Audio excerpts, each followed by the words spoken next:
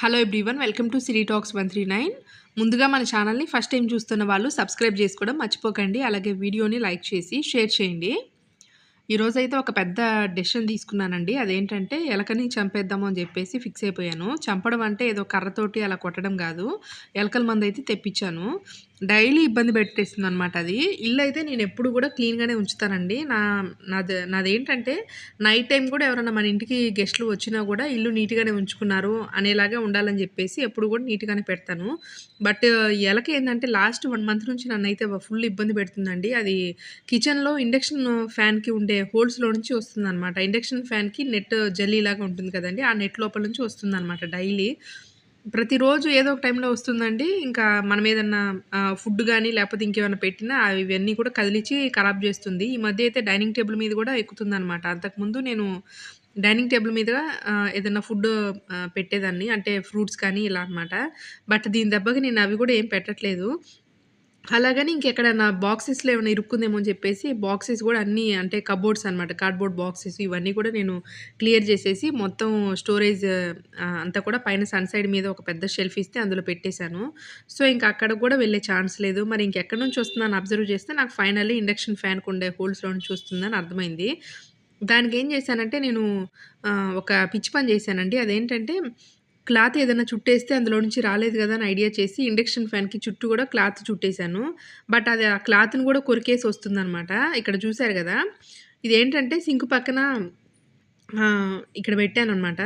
ఈ ఫుడ్డు ఇది తినేసి డైలీ అదేదన్నా తెచ్చుకుంటే ఫుడ్‌ని సిలిండర్ దగ్గరికి తీసుకెళ్ళి ఖరాబ్ జేస్తుంది. అందుకని జెప్పేసి ఇంక ఈరోజు ఏదైతే ఇదయిందని మార్కెట్‌లో ఎలకల మందు తెప్పిచ్చేసి, బోండాలో బెట్టేసి, మందు బెట్టేసి డైనింగ్ టేబుల్ మీద గూడా ఒక బోండా పెట్టానండి. యెస్టర్‌డే గూడా పెట్టాను యాక్చువల్లీ.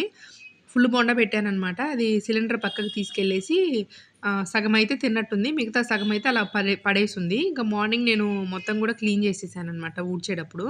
బట్ ఈరోజు గూడా ఉందో లేదో అనేది నాకైతే తెలీదు. అది బతికుందా, చనిపోయిందా అనేది తెలీదు. అందుకని మళ్ళీ గూడా ఒక బోండా తీసుకొచ్చి అందులో బ్లాక్‌గా కనపడుతుంది గదా! ఇక్కడ పౌడరు. ఆ పౌడర్ వేసేసి అది కొద్దిగా అట్రాక్ట్ అవ్వాలని జెప్పేసి నెయ్యి గూడా ఒక స్పూన్ వేశాను. ఇక్కడ చూసారు గదా! సిలిండర్ పక్కకి తెస్తుందనమాట అది. డైలీ ఏవైనా సరే సపోజ్ మనము డస్ట్‌బిన్ కవర్‌లో ఏదన్నా పిస్తా పప్పు లాంటివి ఏమన్నా ఉంచినా గూడా అవి గూడా మొత్తం కొరికేసి అలా బెడుతుంది. నేనైతే అసలు నాకైతే ఫుల్లు ఇబ్బందొచ్చేసిందనమాట. ప్రతిరోజు ఇలా అయితే మనకు కష్టం గదండీ! జనరల్‌గా మనం డైనింగ్ టేబుల్ మీద ఏదన్నా ఫుడ్ అది పెట్టేస్తుంటాము. ఫ్రూట్స్ అవి పెడుతూ ఉంటాము. ఇంక ఇలా డైలీ వచ్చేసి ఖరాబ్ జేస్తూ ఉంటే ఇంక నాకైతే ఫుల్ విసుగొచ్చేసి ఇంక ఏదో ఒకటి చేయాలని జెప్పేసి ఇంక ఫైనల్‌గా ఈ డెసిషన్ అయితే తీసుకున్నాను. ఇంకొంతమంది ఏం జెప్పారంటే ఎలకలకి సంబంధించి ఏదో మ్యాట్ ఉంటుంది, గమ్ ఉంటుంది దానికి.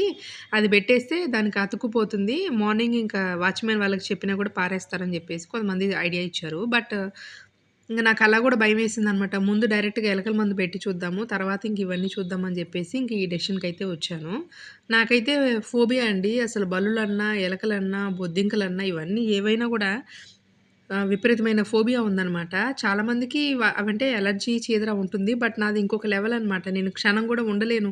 అంటే వాటిని చూస్తా గూడా నాకు కాసేపు గూడా నేను వాటిని బేర్ జేయలేనండి. గోడ మీద ఎక్కడో ఉన్నా కూడా నేనది పొయ్యేదాకా ఇంట్లో నుంచి బల్లేదైనా ఉన్నా కూడా అది పొయ్యేదాకా కూడా నాకు మనశ్శాంతి ఉండదనమాట. అంత ఇదిగా ఉంటుంది.